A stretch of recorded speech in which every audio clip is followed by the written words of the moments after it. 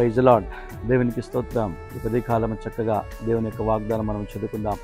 ఈ వాగ్దానం ద్వారా దేవుడు నేను దీవించునుగాక, బలపరచునుగాక. పరిశుద్ధ గ్రంథంలో నుంచి 136వ కీర్తన మొదటి వచనం కనుక మనం చదివినట్లయితే, యెహోవా దయాళుడు, ఆయనకు కృతజ్ఞతాస్తుతులు చెల్లించుడి, ఆయన కృప నిరంతరముండును. చూడండి దేవుని బిడ్డలారా, ఆయనకు కృతజ్ఞతాస్తుతులు చెల్లిస్తూ ఉండండి. ఆయన కృప నిరంతరం ఉంటుంది. ఎందుకంటే ఆయన నిన్ను చేసింది, నిన్ను పుట్టించింది ఆయనను స్తుతించుట కొరకు, గణపరచుటకు, ఆయన కార్యములు చేయుట కొరకు. కాబట్టి ఉదయ కాలము ఆయనను స్తుతించడం మర్చిపోకు, ఆయనను గణపరచడం మర్చిపోకు, ఆయనకు కృతజ్ఞతాస్తుతులు చెల్లించడం మర్చిపోకు. ఎందుకంటే ఆయన అనేక మేలులు మన పట్ల చేసి ఉంటున్నాడు. ప్రభువును మహిమపరచుదాం. దేవుని దీవెనని మనం పొందుకుందాం. God bless you.